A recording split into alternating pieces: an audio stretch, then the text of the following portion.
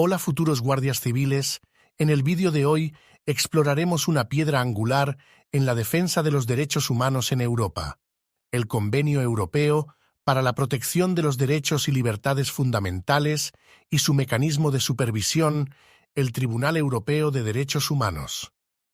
Pero para ello, debemos empezar teniendo muy claro lo siguiente: el Consejo de Europa, el Convenio Europeo de Derechos Humanos y el Tribunal Europeo de Derechos Humanos son instituciones fundamentales en el marco de los derechos humanos en Europa, y es esencial comprender sus diferencias, especialmente en relación con organismos de la Unión Europea y de la Organización de las Naciones Unidas. En cuanto al Consejo de Europa, fundado el 5 de mayo de 1949, el Consejo de Europa es una organización internacional dedicada a promover la democracia, el Estado de Derecho y los derechos humanos en Europa. Con 47 Estados miembros, incluye todos los países de la UE y otros estados europeos como Turquía y Rusia. La sede del Consejo de Europa está en Estrasburgo, Francia. Su creación precede y es independiente de la Unión Europea, y su enfoque es más amplio en términos geográficos y temáticos. En cuanto al Convenio Europeo de Derechos Humanos, el CDH es un tratado internacional que establece un amplio rango de derechos humanos y libertades fundamentales. Fue abierto para la firma por los Estados miembros del Consejo de Europa el 4 de noviembre de 1950 y entró en vigor el 3 de septiembre de 1953. El convenio es notable por haber establecido el Tribunal Europeo de Derechos Humanos. En cuanto al Tribunal Europeo de Derechos Humanos, el TDH, con sede también en Estrasburgo, Francia, es el órgano judicial encargado de interpretar y aplicar el CDH.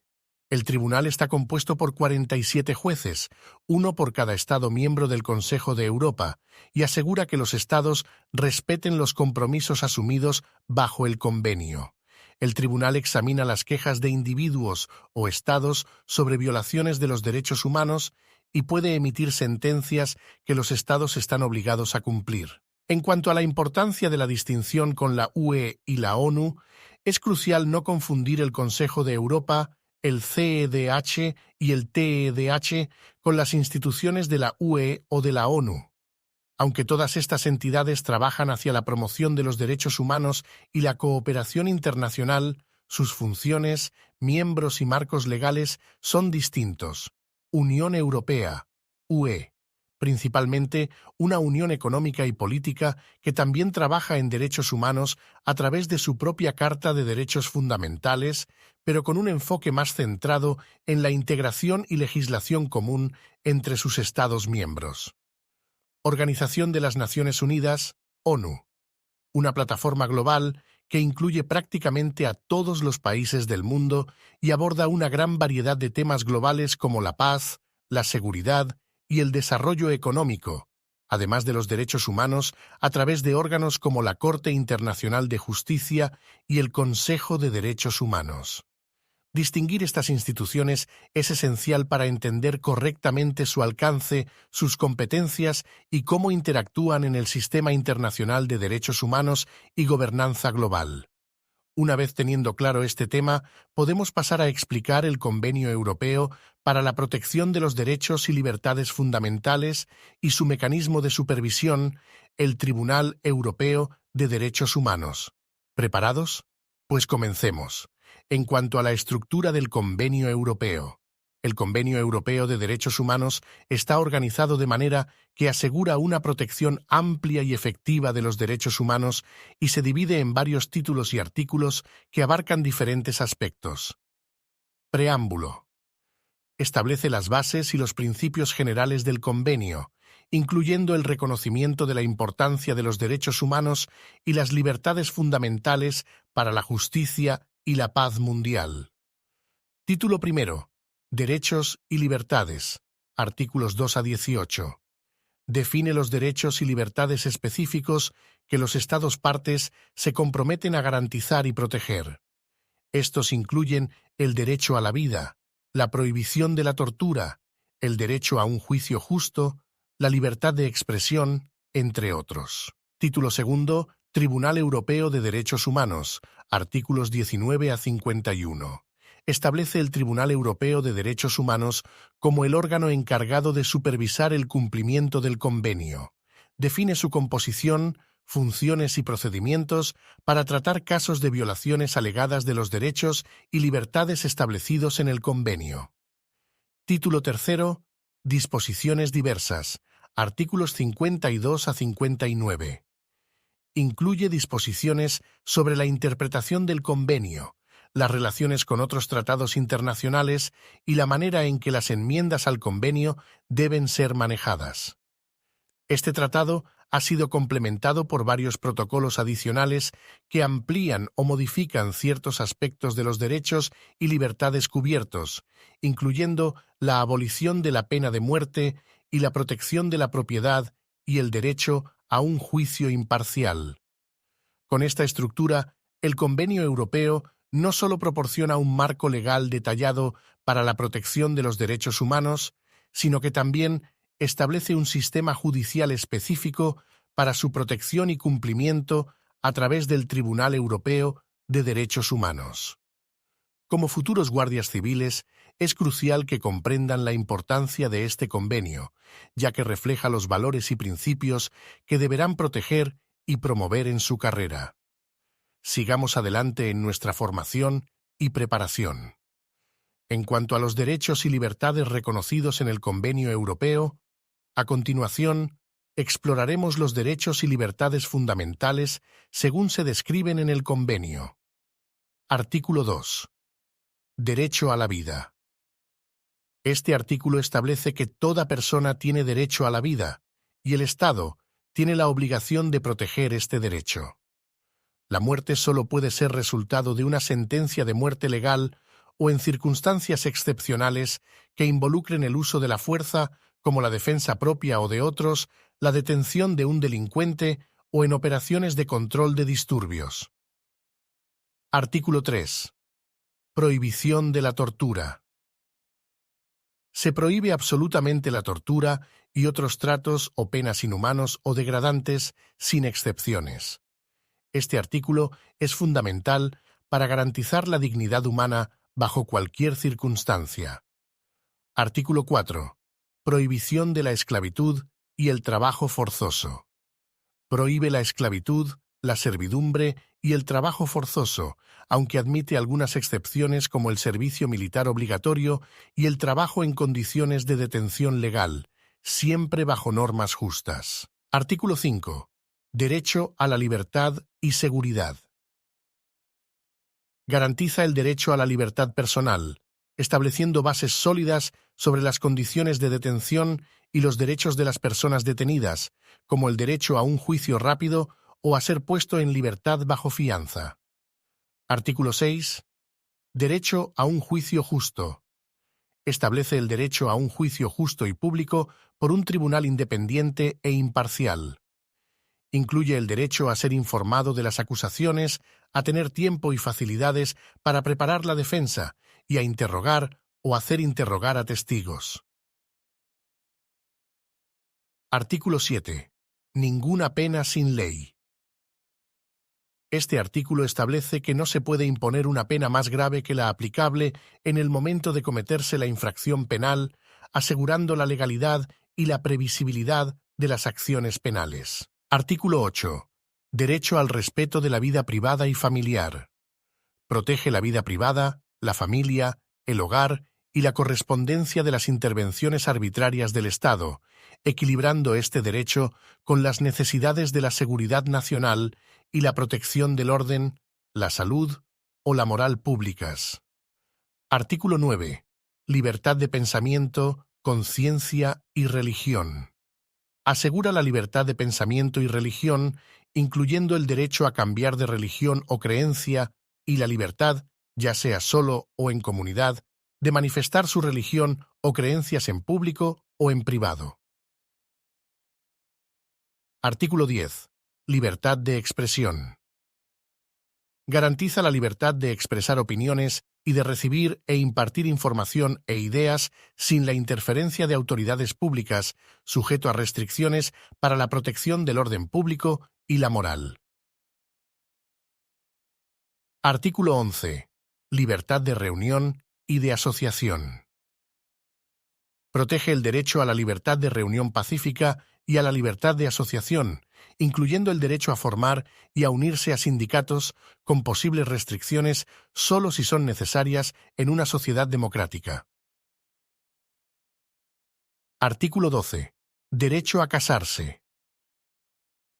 Establece el derecho de hombres y mujeres de edad núbil a casarse y formar una familia según las leyes nacionales que regulen el ejercicio de este derecho.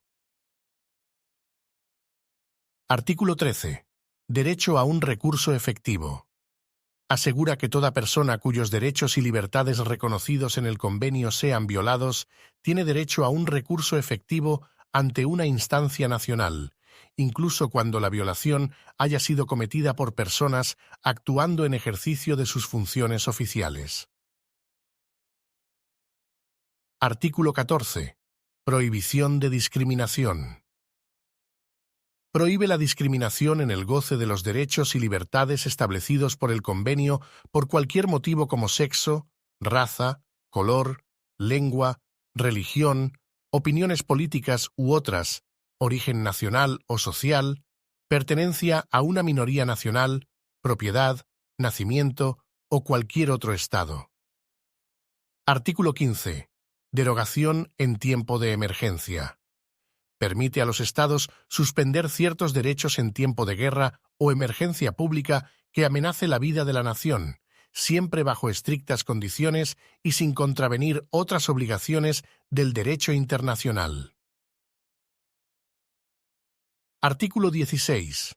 Restricciones a la actividad política de los extranjeros.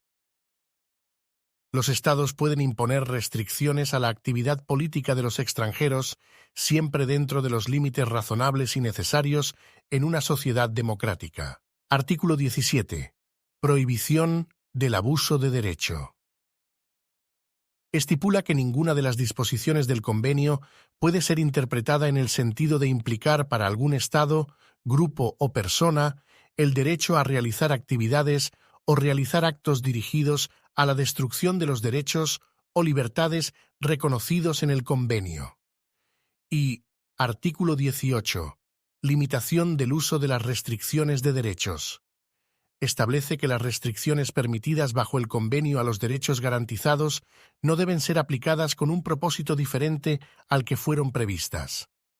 Una vez explorados los derechos reconocidos en el Convenio Europeo para la protección de los derechos y libertades fundamentales, es crucial entender el mecanismo a través del cual se supervisa y garantiza su cumplimiento. Es decir, es crucial estudiar el Tribunal Europeo de Derechos Humanos, situado en Estrasburgo, Francia, que juega un papel crucial como el vigilante de estos derechos y tiene la capacidad de emitir decisiones que son obligatorias para los Estados miembros que han aceptado el convenio, garantizando así que los derechos humanos se respeten y protejan de manera efectiva en el continente. Por lo tanto, este tribunal no es solo un símbolo de justicia, sino una entidad funcional que asegura la adherencia de los Estados miembros a los principios del convenio.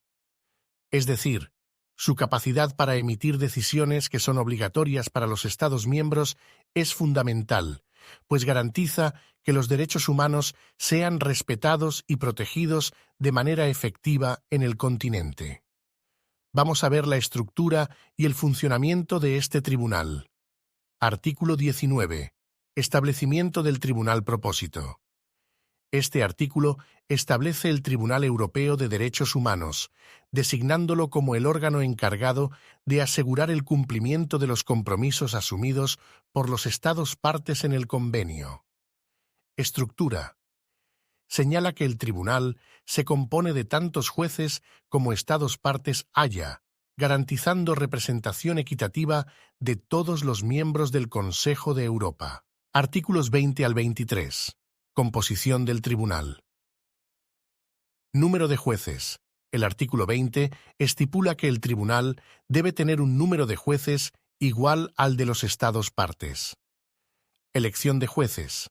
Los artículos 21 y 22 regulan la elección de los jueces, indicando que deben ser elegidos por la Asamblea Parlamentaria y ser personas de alta moralidad y reconocida competencia. Duración del mandato. El artículo 23 establece la duración del mandato de los jueces, que es de 9 años, sin posibilidad de reelección. Artículos 24 al 27. Funcionamiento del Tribunal, oficinas y comités. Estos artículos tratan sobre la formación de comités, salas y la gran sala dentro del tribunal, que son esenciales para el procesamiento y la adjudicación de casos. Jurisdicción y admisibilidad. Abordan los criterios para la admisibilidad de las peticiones y la jurisdicción del tribunal para escuchar casos. Artículos 28 al 31. Procedimientos del tribunal. Declaraciones de inadmisibilidad. El artículo 29 permite que comités de 3 jueces decidan sobre la inadmisibilidad o el archivo de casos. Jurisdicción de salas y la gran sala. Los artículos 30 y 31 describen los procedimientos por los cuales las salas pueden remitir casos a la gran sala para reconsideración, especialmente en casos de gran importancia o complejidad. Artículos 32 al 35. Competencia y aplicación competencia territorial. El artículo 32 define la competencia territorial del tribunal, que incluye todos los estados partes. Plazos y condiciones para las peticiones. Los artículos 34 y 35 establecen quién puede presentar casos ante el tribunal. Cualquier persona, grupo o entidad no gubernamental afectada por una violación, y los plazos para hacerlo, que generalmente es de 6 meses desde la fecha de la decisión final en los tribunales nacionales. Artículos 36 al 41, derechos de terceros y audiencias. Participación de terceros. Estos artículos permiten que terceros estados y otras partes interesadas presenten observaciones sobre los casos. Audiencias públicas. El artículo 40 garantiza la transparencia al estipular que las audiencias sean públicas, salvo que la seguridad o moral públicas exijan lo contrario. Artículos 42 al 51. Decisiones y sentencias. Decisiones del tribunal. El artículo 45 establece que las decisiones del tribunal deben ser tomadas por mayoría y los jueces pueden agregar opiniones separadas. Sentencias definitivas y ejecución. Los artículos 46 y 47 tratan sobre la autoridad vinculante de las sentencias del tribunal y el procedimiento para su ejecución, supervisado por el Comité de Ministros del Consejo de Europa. Artículo 48 al 51. Cláusulas finales. Adhesión y denuncia. Estos artículos describen cómo los países pueden adherirse o denunciar el convenio, asegurando que el proceso sea controlado y coherente con los principios del Consejo de Europa. En este sentido, os animamos a leer con detalle el Convenio Europeo para la Protección de los Derechos y Libertades Fundamentales, para repasar y profundizar en lo explicado. Y hasta aquí el vídeo de hoy. Nos vemos en el próximo, donde abordaremos el tema de la Carta Social Europea, ratificada. Podéis descargar los esquemas de los derechos reconocidos en el ECHR y los esquemas de la estructura y funcionamiento del TDH en nuestro canal de Telegram. Hasta la próxima, futuros guardias civiles.